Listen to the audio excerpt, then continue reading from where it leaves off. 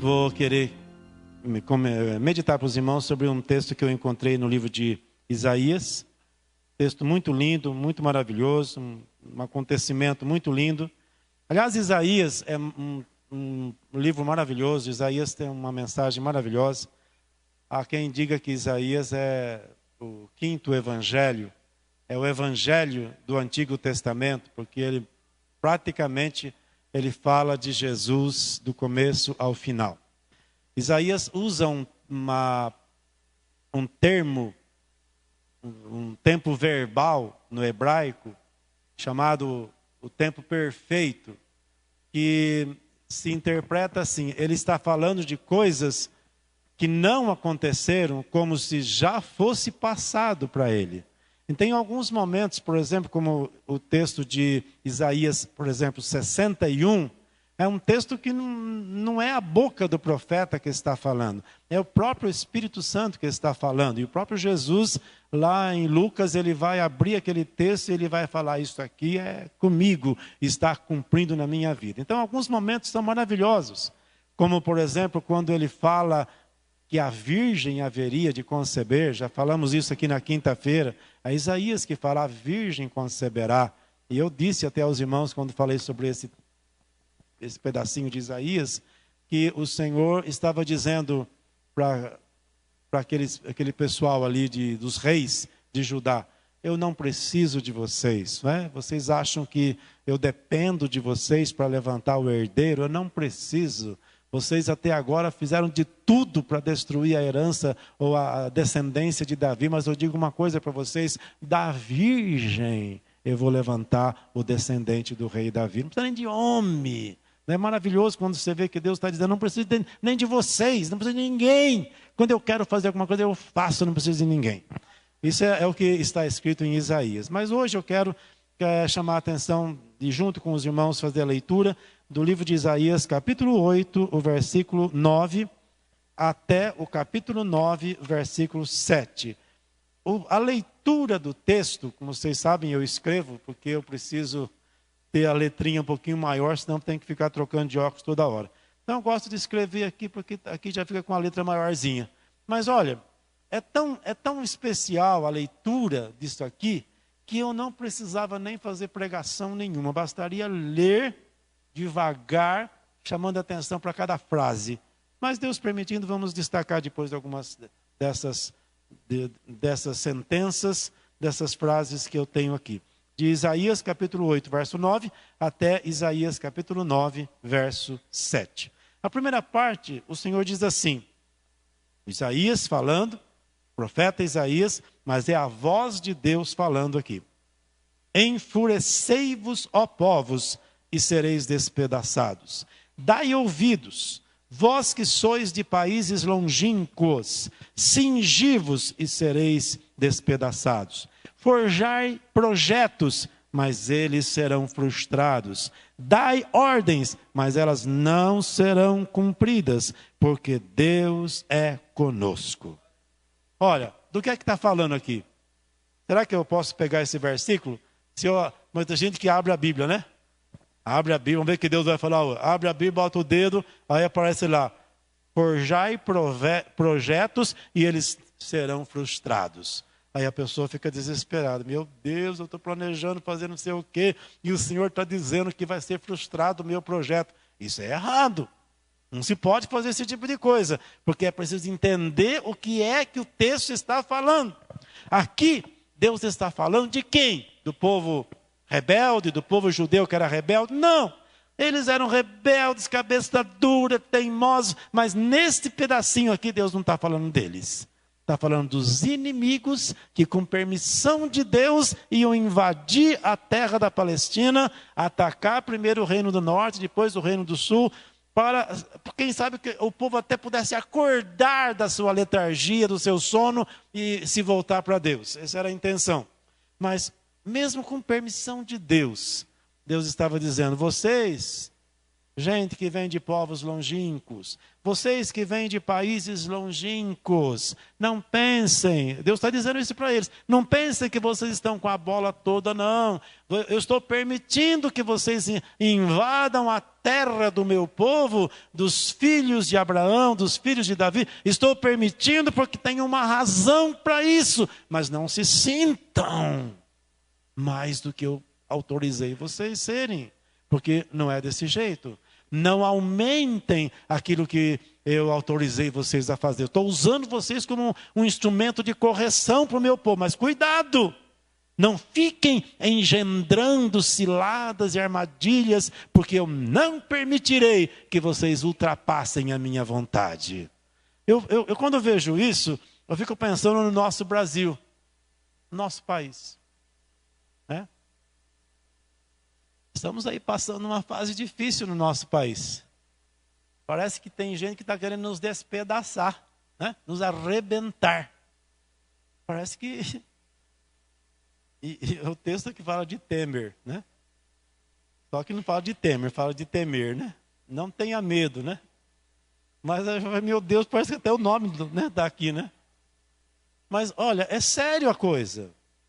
O Senhor não permite que o nosso inimigo vá além daquilo que é permissão dele. Ele está dizendo para a Síria. A Síria era o pior das invasões estrangeiras, vinha da Assíria. E o Senhor está dizendo para os assírios, calminha, vocês estão pensando que estão com a bola toda? Vocês vão fazer planos e não vão dar certo. Vocês vão dar ordens e elas não vão ser obedecidas. E sabe por quê? Porque eu sou com esse povo que vocês estão invadindo aí para... Então eu fico pensando, Senhor, mesmo que nós estejamos sendo corrigidos, mesmo que o nosso povo, talvez a gente não seja idólatra, mas mesmo que o nosso povo esteja passando por uma crise por causa dos pecados desta nação, Deus continua conosco. Deus continua sendo Deus. Ele continua sendo o nosso Deus e Ele continua conosco. É o que Ele está dizendo. Deus é conosco. Então os inimigos vão fazer projetos, mas eles vão ser frustrados. Vão dar ordens, mas elas não serão cumpridas. E vocês que estão tentando despedaçar o meu povo, cuidado, porque vocês é que serão despedaçados. O que essa palavra traz para mim, brasileiro, numa fase como essa que estamos vivendo? Uma palavra de esperança. Deus não nos abandonou. Mas vamos continuar, porque o texto aqui está falando de Isaías e do povo de Israel, povo de Judá, e não está falando de Bitinga. Mas como a gente pode fazer aquilo que o nosso presidente disse que estavam fazendo com ele, nós podemos fazer abençoadas ilações. Então nós vamos fazer ilações aqui e nós vamos ver que alguma coisa que estava acontecendo lá está acontecendo aqui, e se foi verdade lá pode ser aplicado a nós também, e é nisso que eu estou me baseando nesta noite. Aí o Senhor continua, no versículo seguinte: porque assim como o Senhor me disse, tendo fortemente a mão dele sobre a minha vida. Agora já é o profeta. Até ali ele transmitiu o recado. Povo da Síria, cuidado, vocês não estão com toda essa bola toda não, vocês não vão poder fazer o que vocês estão querendo fazer com o meu povo. Vão corrigir sim, porque eu permiti, e eu quero que eles sejam corrigidos. Mas eu não abandonei eles, eu estou junto com eles, eu estou presente entre eles. Mas aí vem Isaías agora falando. E olha o que Isaías ouve Deus falar para ele. Agora é Isaías ouvindo a voz de Deus. Primeiro ele fala: o Senhor falou comigo tendo pesado a mão sobre minha vida. Então quando a gente vê essa expressão pesar a mão, ou pressionando a mão sobre mim, a gente logo pensa em correção, né? Deus está bravo comigo, pesou a mão em mim. Não, pesar a mão é uma forma de dizer, filho, é contigo. O que é pesar a mão? De repente eu posso chegar no pastor e eu posso, não vou despentear o cabelo dele, mas eu posso, olha para mim. Isso seria, é contigo, estou falando contigo, tu vai ser uma bênção. Não é necessariamente uma coisa ruim. Ok? Mas Tem gente que pensa, meu Deus está pesando a mão para matar, eu vai morrer, vou morrer. Não, às vezes Deus está somente, olha para mim, é contigo que eu estou falando. Deus pesou a mão na minha cabeça, ou pesou a mão sobre mim, porque Ele tinha uma mensagem para mim. Olha aqui para mim, põe a mão na tua cabeça, e dá uma chacoalhadinha, escuta, Deus tem alguma coisa para você, né? Vamos ver então o que Isaías disse que ouviu o Senhor falar. Eu acho que vou acabar comentando só versículo a versículo mesmo. Pelo horário e pelo jeitão que a coisa está indo, eu acho que vou ficar nesse mesmo jeito eu gosto demais de versículo a versículo e aplicar para mim o que eu estou lendo. É maravilhoso isso que está acontecendo aqui. Vamos lá. Pesou o Senhor a mão dele, fez forte a mão dele sobre mim e me advertiu. O Senhor fez o quê? Advertiu. Mas advertiu do quê? Primeiro, que eu não andasse no caminho daquele povo. Vamos repetir essa frase? Não andar no caminho do povo. Não andar no caminho do povo. Porque Deus estava dizendo para ele, Isaías, não quero que você entre no caminho desse povo. Esse povo, você foi chamado para ministrar a minha palavra para esse povo. Mas cuidado, não se una a eles. Não se torne um com a multidão que está indo na direção contrária.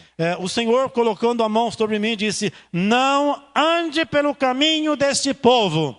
O caminho do povo que está lá, nem sempre é o caminho que a gente deve andar. Mas se for o caso, fica na beirada e aponte o folhetinho e fala, tu está indo nesse caminho, não está? Olha, o folhetinho está dizendo, sai desse caminho e vem para Jesus Cristo.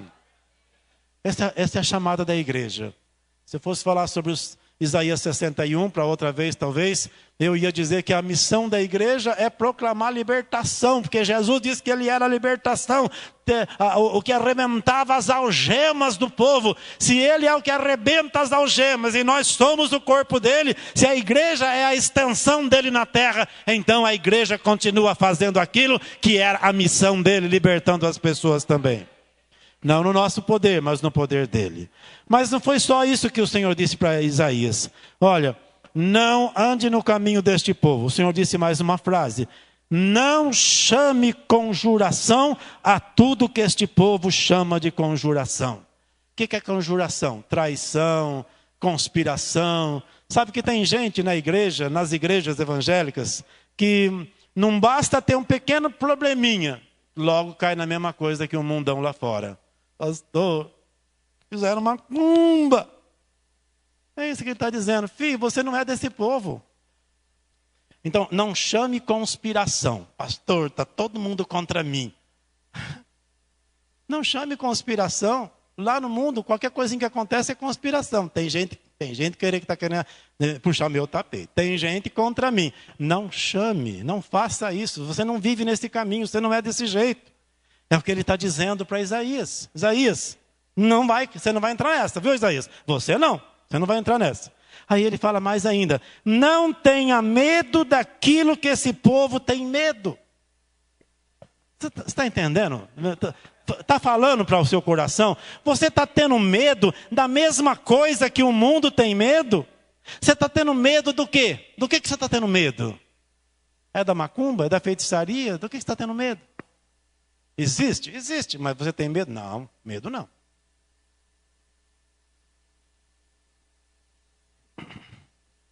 Não tenha medo daquilo que esse povo tem medo. E não tome por temível, por terrível, aquilo que os outros estão morrendo de medo. Não é para você. Por que não é para você? Porque o Senhor, nosso Deus, está conosco. Como é que você vai temer? Você não vai ter medo, você não pode temer. Seu coração tem que fazer o quê? Aí vem a terceira parte do texto.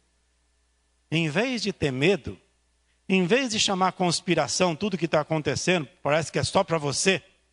Não tem uma hora que a gente tem a impressão que o mundo inteiro, o universo, se juntou para tirar a nossa alegria, estragar a nossa vida? Hã? Não parece? Ah, meu Deus do céu, parece que todo mundo se juntou para tirar a minha alegria. Todo mundo se juntou e eu estou aqui sozinho, isolado e levando bordoada de tudo quanto é lado. Isso não é da Bíblia, isso não é bíblico. Se tem uma coisa dessa acontecendo, tem alguma coisa errada. E com certeza não é do lado de Deus.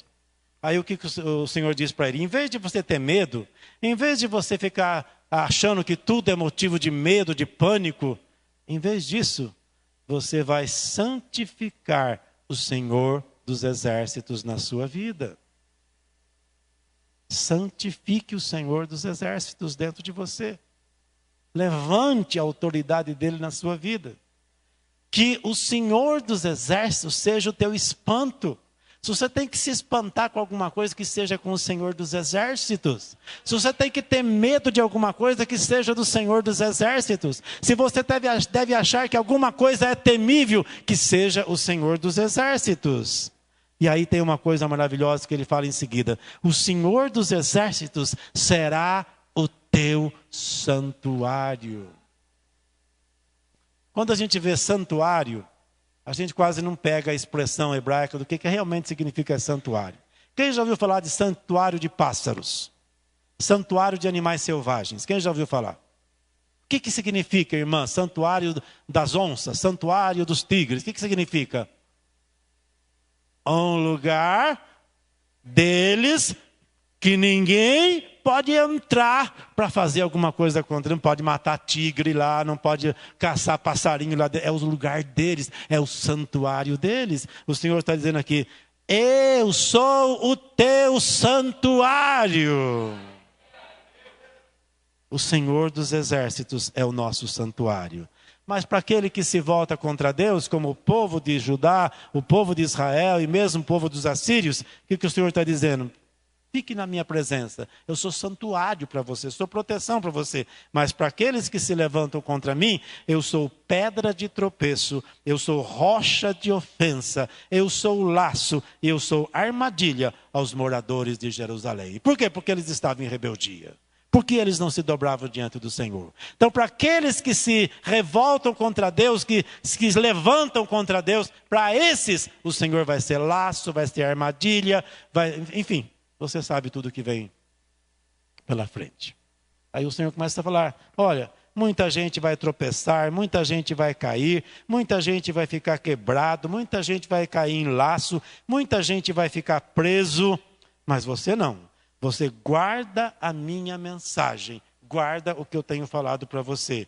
E sela essa mensagem no coração daqueles que são teus alunos, que são teus discípulos. E aí ele diz assim, eu vou esperar no Senhor.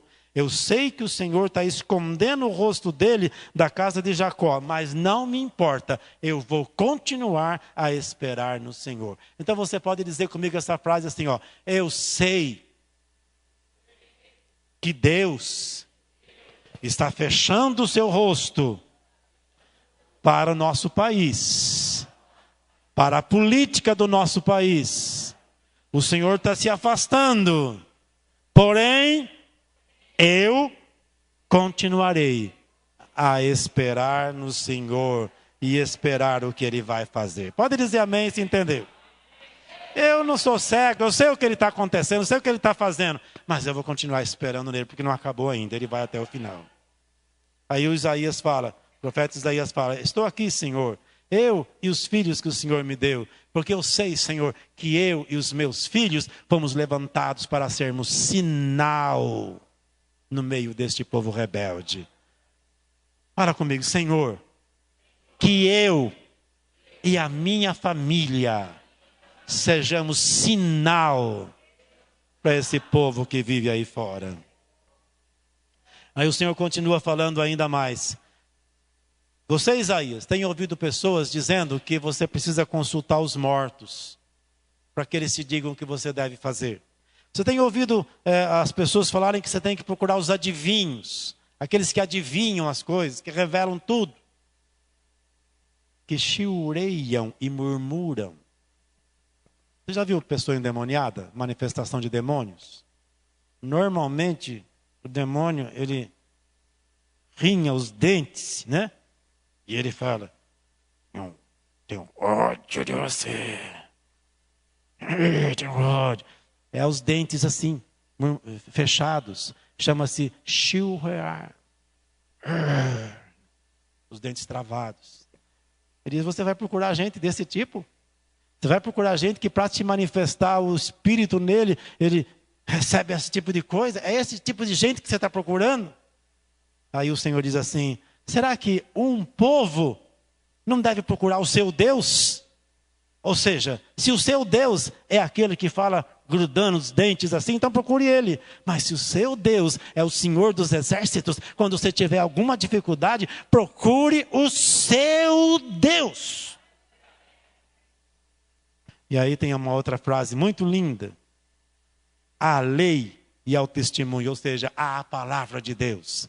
Olhem para a palavra, porque se eles não olharem para a palavra, se eu e você esquecermos da palavra de Deus, se eu e você esquecermos do que diz a Bíblia, o texto diz assim, o dia nunca vai amanhecer para você. O que está dizendo? É o seguinte, irmão já viu, irmão já levanta cedo para ir na roça, irmão, levar a turma na roça? Não tem uma época do ano que o senhor levanta e parece que está naquele momento quando não é nem noite nem dia. Eu acho que é esses dias agora, né? Quem levanta às 6 horas, por exemplo, não está nem... Né? E olha que eu estou levantando um pouquinho cedo de vez em quando, né? Então, a gente levanta aí 6 horas, porque eu não consigo dormir, eu acordo, né? Então, aí eu olho, tá escuro ainda. Eu falo, não é possível, mas não é 8 horas, não, mas é 5h30, 6 horas. Então, o que está dizendo? Quando você está naquele momento que não é nem noite, mas já tem uns clarõezinhos aparecendo, você se alegra, porque você pensa, o dia vai nascer, o alvorecer está chegando, daqui a pouco amanheceu. Mas o Senhor está dizendo, com você vai ser o contrário. Se você não olhar para a minha vontade, não procurar a minha palavra, você vai chegar até aquele momento, quase amanhecendo, mas repentinamente, em vez de amanhecer, vai voltar a escuridão, e você não vai conseguir ver a luz do dia, você não vai ver a alva, o dia nascer. E aí o Senhor falou tão duro, né? Isso aqui é uma mensagem dura para Judá, para Israel. Ele fala, esse povo que se voltou contra mim, que rejeitou a minha palavra, vão passar pela terra oprimido, faminto. Você, Isaías, fica de pé aí, fica firme. Mas esse povo que está na rebeldia, eles vão passar pela terra duramente oprimidos e famintos. E sabe o que vai acontecer com eles? Quanto mais famintos eles estiverem, mais tendência para blasfemar de Deus, para amaldiçoar Deus e suas próprias autoridades. Diz que vão amaldiçoar o rei e Deus, olhando para cima. Olharão para a terra e só vão ver angústia, escuridão e sombras, e finalmente serão lançados em densas trevas.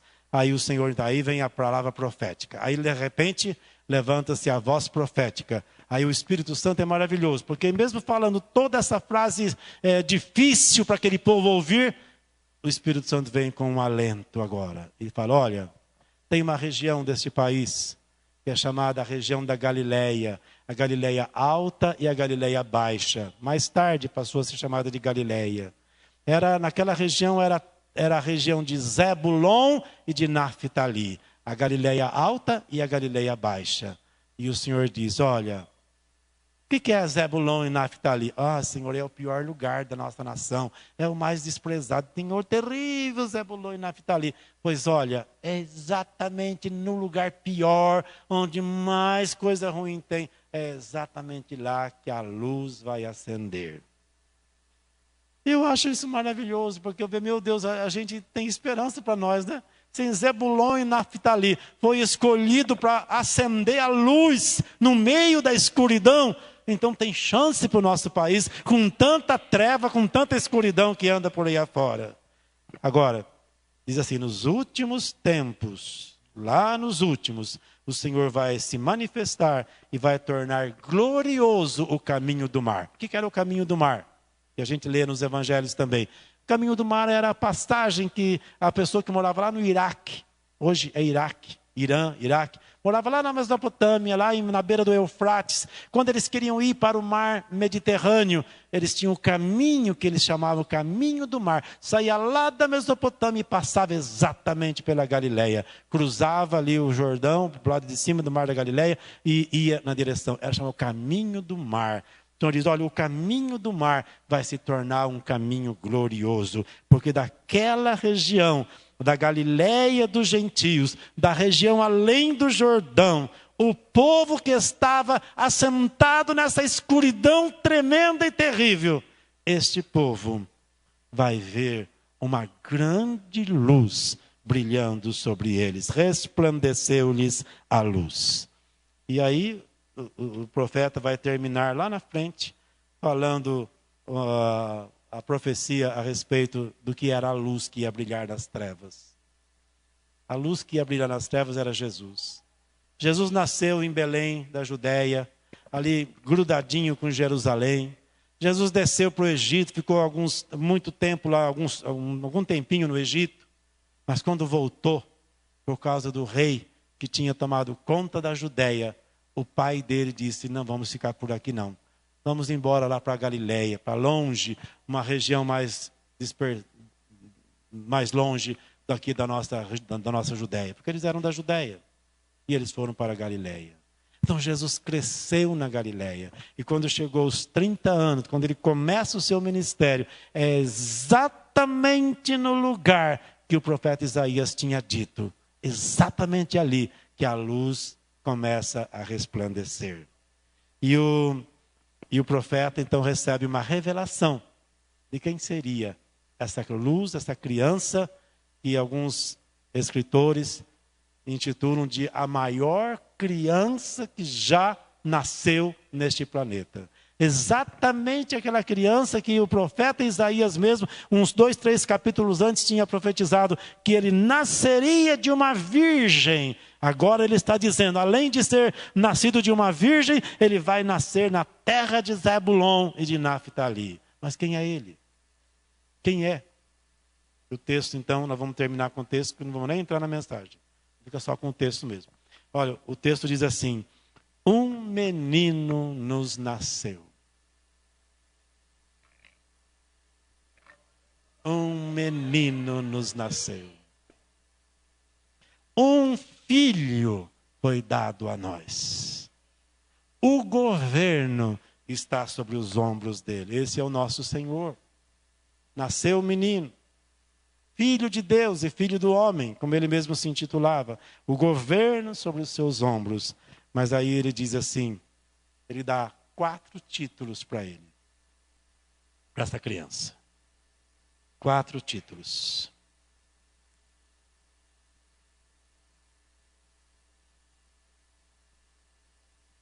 O primeiro título que é dado para ele. Quem lembra? Cantamos aqui tanto, né? Primeiro título? Não entendi. Disseram bem. Porque muita gente diz maravilhoso. E o segundo, conselheiro? Não, senhor. O primeiro título é maravilhoso conselheiro. A criança, maravilhoso conselheiro. Segundo título, Deus forte. O terceiro, o quarto, príncipe da paz. Maravilhoso conselheiro é porque quem é que é conselheiro? É aquele que traz conselhos. O mensageiro do santo conselho. É o Senhor Jesus Cristo. Mas é Isaías que está falando 700 e tantos anos antes dele nascer. Ele será o maravilhoso conselheiro. Ou seja, ele é aquele que é onisciente, que sabe todas as coisas. Ou seja, quem é esse menino? Quem é que é onisciente? É Deus. É Deus presente na terra. Outro lugar, a profecia vai dizer, o nome dele será Emanuel, que significa Deus conosco aqui na terra. Mas o primeiro título que Isaías dá a ele é uma das primeiras qualidades de Deus. Ou, como é que fala? Não é qualidade que fala, é atributos de Deus. Ele é onisciente, conselheiro, porque para ser um maravilhoso conselheiro, tem que saber tudo. Eu não sou um maravilhoso conselheiro. Posso ser usado pelo Espírito Santo até ajudar de vez em quando alguém. Mas o maravilhoso conselheiro é aquele que sabe tudo. Que conhece tudo. Que sabe a tudo até antes mesmo. Eu não posso aconselhar um irmão. Eu posso aconselhar o pastor Péricles. Mas eu não sou maravilhoso e nem conselheiro maravilhoso, né? Mas eu posso, Deus tem piedade de mim, eu posso dar até alguma boa dica, né? Quem sabe, né? Uma coisa, dica para ajudar. Mas eu não sou maravilhoso conselheiro, porque eu não conheço ele desde que ele nasceu. Eu conheço ele desde... Não conheço. Ele pode ser um maravilhoso conselheiro para mim? Não, ele também não pode, porque ele não sabe o que eu passei na vida, ele não sabe o que eu sofri, ele não sabe as coisas que eu sofri na minha vida, assim como todos vocês que estão aqui. Nenhum de nós é maravilhoso conselheiro um para o outro, porque a gente não conhece a outra pessoa do jeito que ele conhece. Por isso ele é maravilhoso conselheiro, ele é onisciente. Mas o segundo título, vocês mesmos disseram, é Deus forte. Deus forte, lembra o quê? Forte, segundo atributo, ele é onipotente. Ele é o que pode todas as coisas. Então, o Senhor Jesus, aquela criança que nasceu de uma virgem, aquela criança que é chamada a luz que brilhou na região das trevas, Isaías diz, ele seria o Todo-Poderoso. A terceira, ele seria o Pai Eterno. Não aquele da televisão. Não aquele lá, né? Lá de Trindade. Ele é apenas uma imagem. Mas, de alguma forma, eles acham que faz referência ao Pai Eterno. Mas aqui está dizendo que o Pai Eterno... Quem é o Pai Eterno aqui? Jesus. Mas não é o Pai? Sim. Mas aqui Isaías diz que Jesus era também o Pai Eterno. Ou seja, Jesus, ele pode intervir em nossa vida em qualquer momento, porque para ele não tem nem começo nem fim. Ele já sabe até o que não aconteceu, ele sabe o que já aconteceu. Ele é o Pai Eterno. Ele é o Eterno, o Pai que é eterno. Ou seja, nunca vai morrer, nunca vai deixar de existir. E finalmente ele é o príncipe da paz, o governante da paz, o príncipe que ministra a paz sobre o nosso planeta. O governo está sobre o príncipe da paz. A tradução correta para o nosso português dessa expressão príncipe da paz, príncipe do shalom, seria o príncipe da benemerência, o príncipe da beneficência, o príncipe que me dá o shalom verdadeiro. Quando você tem Jesus, meu irmão, você tem tudo. Porque Jesus é tudo isso aí. Estamos com um problema no nosso país? Estamos. Há dificuldade no nosso país? Há.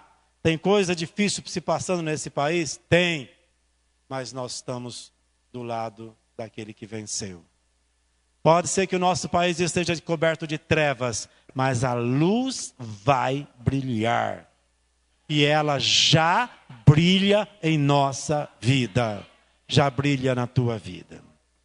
Eu quero convidar todos agora para a oração.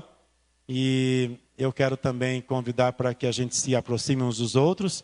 E a gente se dê as mãos. Porque nós vamos orar entregando a nossa submissão, o nosso amor, a nossa dedicação ao nosso Senhor e Salvador Jesus Cristo. Pode se aproximar.